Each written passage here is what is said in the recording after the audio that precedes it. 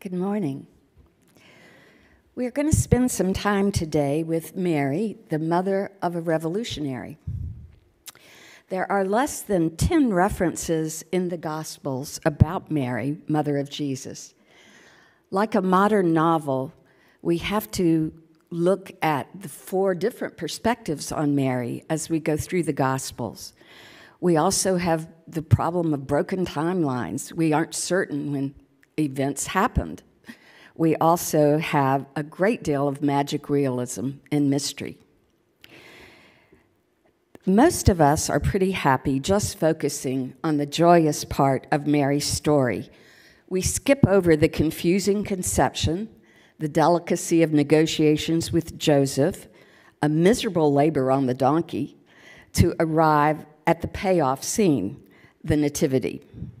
Here we safely imagine Mary all beautified in a fresh, clean shift with lovely smelling hair and a look of purity and bliss. This is Mary as celebrated by artists and certainly by commercial sources in the endless array of Christmas merch. This is a Mary who has too often been used to oppress, manipulate, and diminish the lives of women while denying their complexities. Stopping here in the narrative, in a sanitized version, allows us to look away from the fully lived Mary who abided with Jesus and learned her own cost of discipleship. It was not easy to mother a gifted child, especially with the world-changing magnitude of those gifts. As the daughter of a minister, I participated in many nativity pageants. My favorite was the Texas Nativity, complete with live horses, sheep, a longhorn steer subbing for the camel, and the meanest Shetland pony ever as the donkey. I was enthralled with the animals and found Mary, Joseph, and the fake baby doll less than compelling. Mary did not come to life for me until the year I was given a spoken line. That line was, "And Mary kept all these things and pondered them in her heart." I was deeply intrigued by the magic word ponder. What was she doing when she was pondering? Ponder at its root refers to a stone, something of weight and substance. I imagine a stone mortar and pestle grinding and refining a substance into something different, something which can be absorbed. Pondering is a powerful internal activity, a processing of experience which melds memory, intuition, logic, and mystery to create a new wisdom. The intent of pondering is to transform our experience, to imprint it beyond words into a knowing that undergirds action with conviction. Mary shed her passivity and plasticity for me when I saw that from the time of her first interaction with the angels, hers is a life of pondering. God intended a radical vision of social justice and a revolution through Jesus. In choosing Mary, we first meet her when she is chosen to be the mother of Jesus. Speculation about her choice includes that she had a proper lineage back to David, which is a nice mirroring of the Old Testament, that she was devoted to God, that she was a capital V virgin, and her life circumstances were humble. The virginity is particularly important as we think about bloodlines and being sure that those are clear. One scripture comments that Mary and Joseph did not have relations until after Jesus was born, just to be sure there was no question about it. Her life, we can imagine Mary going about the regular task of women of that time, which would have been finding water, harvesting, cooking, and being in community for births and illnesses and deaths.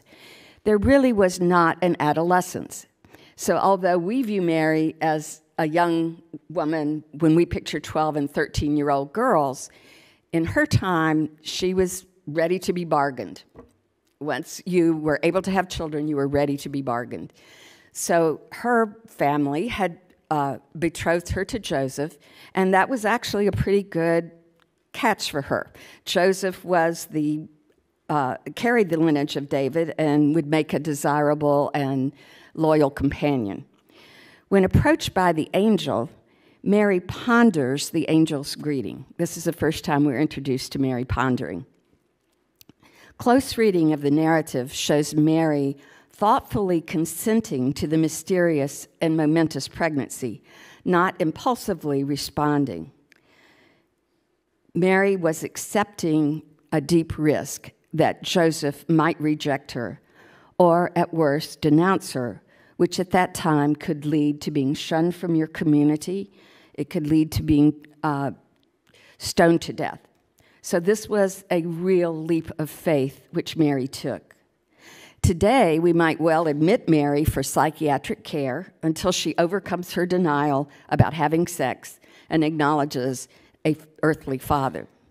So I'm glad she's not living today. Mary enjoys a joyous time of anticipation, which she shares with her cousin Elizabeth. Perhaps from time immemorial, pregnant women have compared notes and encouraged one another. What notes these two must have had. Both chosen and through holy intervention will be mothers to two extraordinary boys, John the Baptist and Jesus. During this time of celebration and euphoria, Mary has an epiphany, which we know as the Magnificat. We just had it sung about beautifully with Vicki and the choir. Here is a manifesto for the revolution, which Jesus will bring. In her singing, after she expresses her joy, she talks about that the proud will be scattered, that rulers who depend on earthly power will be brought down, the humble will be lifted up, the hungry will be fed. All of these are the basics manifesto of Jesus' mission. We next see Mary in a bit more reality. She is in the process of giving birth to Jesus. I try to picture what that must have been like for her, having labor riding a donkey. If you've ever ridden a donkey, you know that their gait is not exactly steady.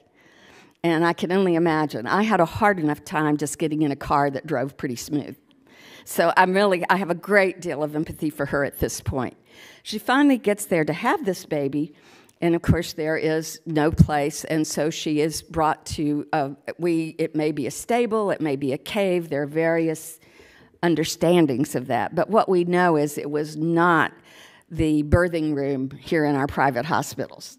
It was a place that was earthy and full of smells and humble and surrounded by whatever lived in that space, which includes all of the animals we typically see at Nativity, and I can't help thinking there was a rat or two in there.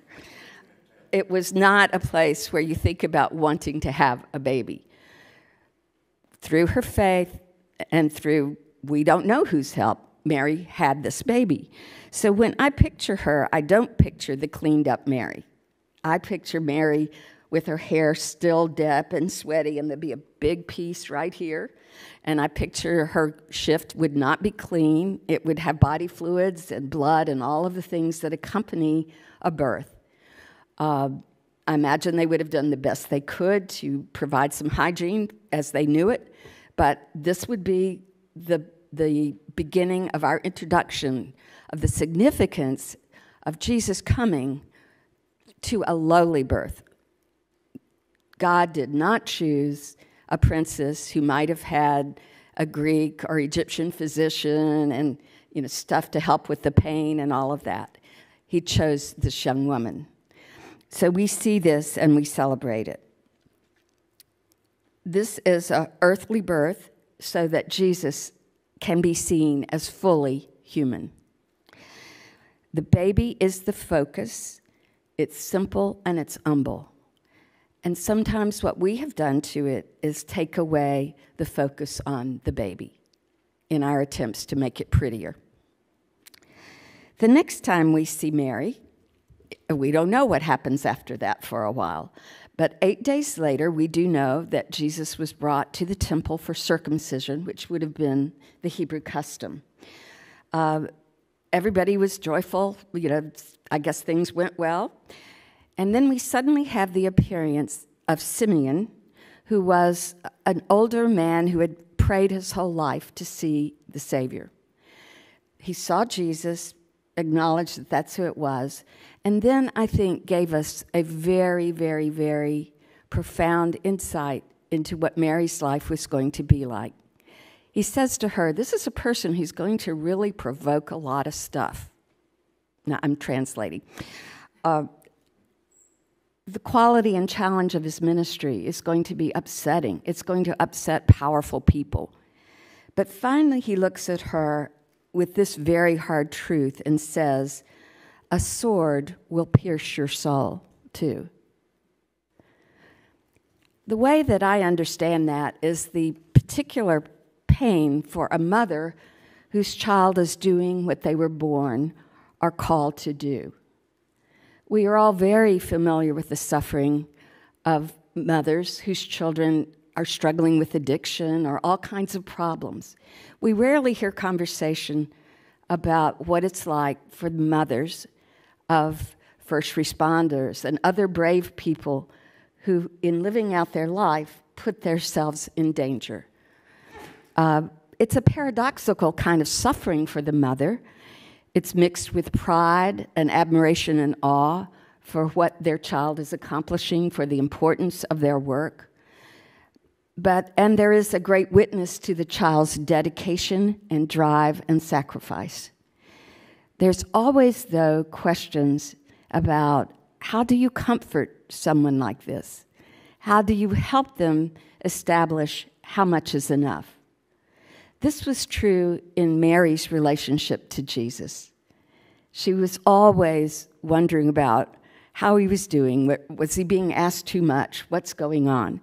There is a wonderful program called The Chosen, and in that it's about the, as it sounds, the chosen apostles and Jesus, and Mary is portrayed in there as coming to the encampment where they are.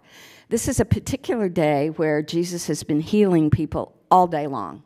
They've just coming and coming and coming, and they're lined out the back door.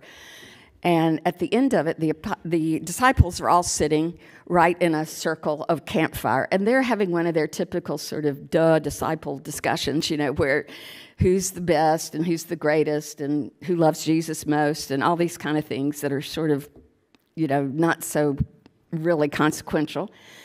In this scene, Jesus walks by, he looks at them and just says, I'm going to bed.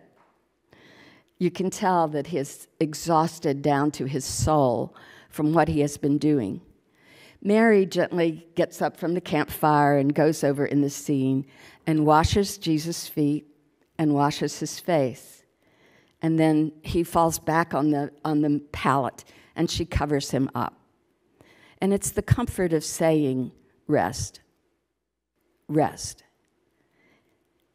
I think this is a particular concern for mothers of this kind of child, and certainly even greater so for Mary.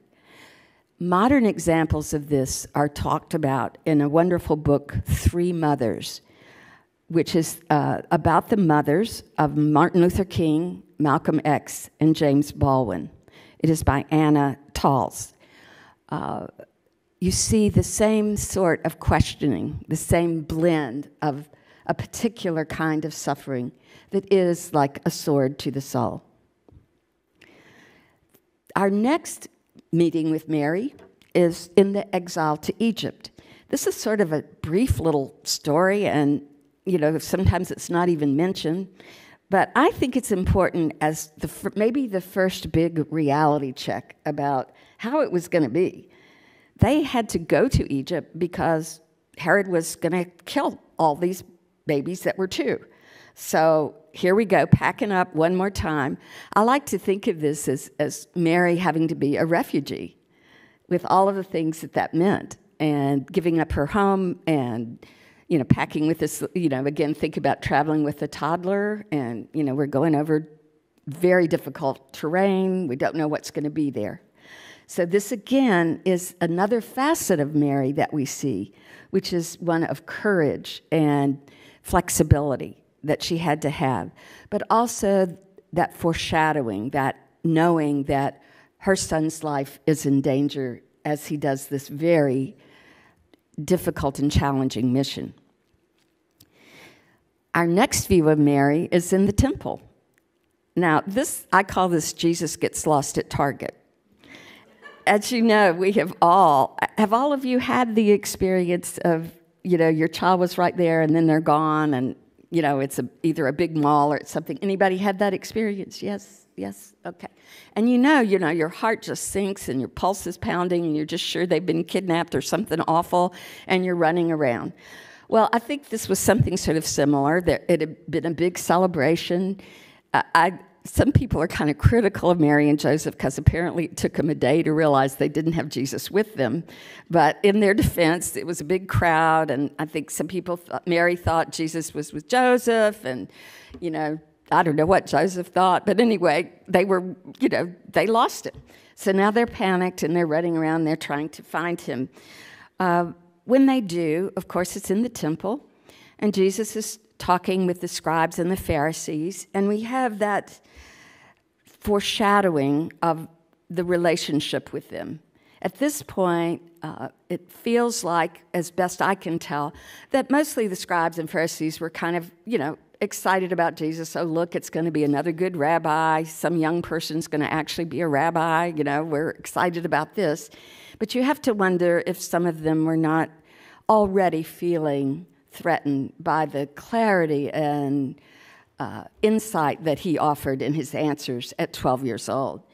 When questioned by his parents, where have you been? We're anxious, blah, blah, blah. He says, I'm here in my Father's house. Don't you know this is my Father's house? And here we have one of those times when Jesus makes a clear individuation, which is a separation from his earthly parents. I am here doing my Father's work. I'm here in my Father's house. And this is something that you have to accept. I think that Mary and Joseph are still really struggling to understand Jesus' gifts and his ministry and to really accept that Jesus is someone who does walk to a different drummer. They've got this kid. The next time that we see Mary or have an insight about her is at the wedding with the wine. Now, I think there are two ways to look at this. As you know the story, there was a big wedding going on. It was important to have wine because that was sort of what everybody looked forward to. In this day, it was a destination wedding, plus you got to stay maybe as long as a week or so. So, it was a big deal to have food and wine and all of that for everyone. They had run out of wine. It's proposed that maybe these were friends or relatives of Mary, which is part of how she sort of got involved in the anxiety about, we're out of wine. When we look at her asking Jesus to do something about the wine, there's sort of two interpretations. One is the thought that, Mary was kind of perhaps not abusing exactly, but borrowing on Jesus' gifts to fix a fairly small problem. And folks who take it from that point of view feel pretty critical about Mary at this point. It would be like somebody saying, my child's a doctor, here, go over and fix that knee and put a Band-Aid on it. I mean, it's about that level of ask, okay? Others, and I think this is a better interpretation, this is one I like better, is that Mary felt that it really was time for Jesus to begin his public ministry, and that would begin with a miracle that people could see. So in that regard, we think of Mary in this context as an encourager, as someone who said, Jesus, you've been pondering a long time. We need to have some action now. People need to see that you have these gifts and that this is who you are. Our next view of Mary is an interesting story where Jesus is speaking to a big crowd. And someone comes up to him and says, "Hey, Jesus, Mary and your brothers are here." And so, again, we have a sort of dual interpretation. One group suggests that Mary was there as what we would call a change-back agent.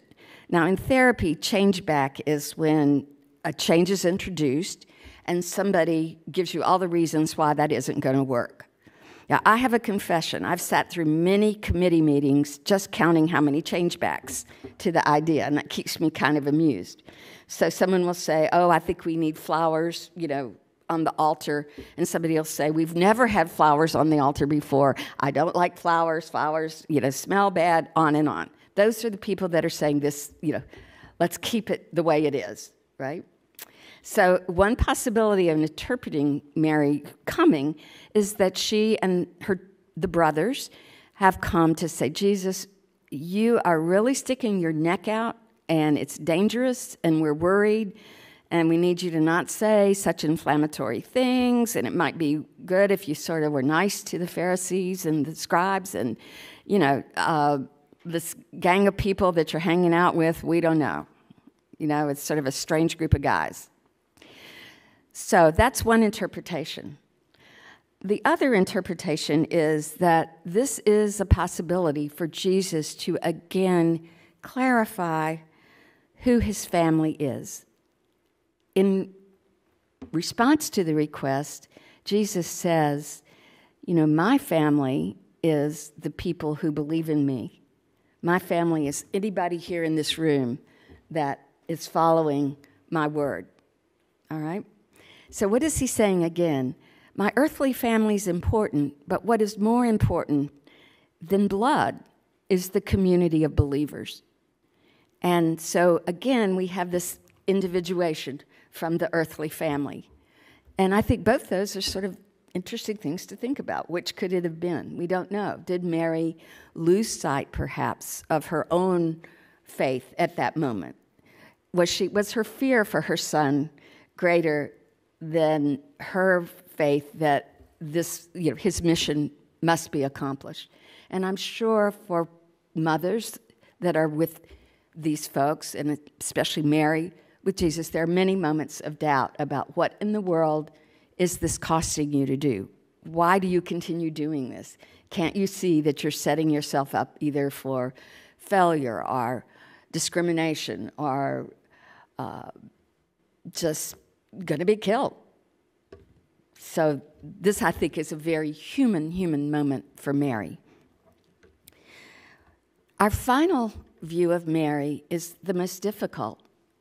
And this is really Mary at the cross. We are told that Mary, in at least one of the 4 Gospels, we are told that Mary was at the cross and stayed. And what I think is so important about Mary here is that she did have the courage and love and faith to not turn away from Jesus' suffering. I cannot imagine how awful that would be. We want to believe that maybe she had some insight into what was going to come after the crucifixion, but there's no guarantees of that. So we see a mother in probably the worst scenario, which is watching this beautiful, gifted, wonderful man die in a horrible, horrible, painful way. Mary had to have a great deal of faith. We finally have this really, really interesting interaction from the cross in which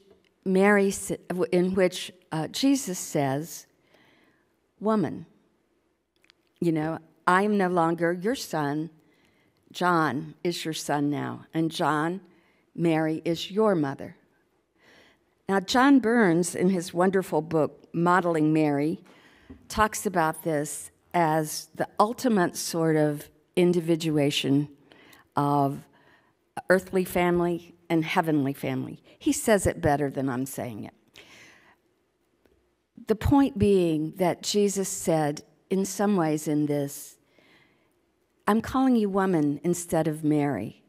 I want you to go back into an earthly context and live there, and now be a woman and a disciple among all of my family.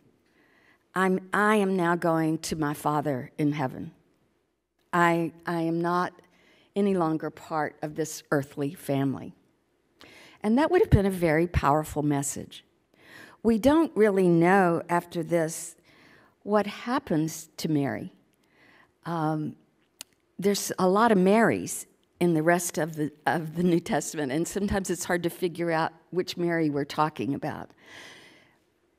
Some scholars feel that Mary went on and lived to be maybe age 58 or 59, and that she continued as a disciple and served, as a person of wisdom to all of the new people who were coming into the faith.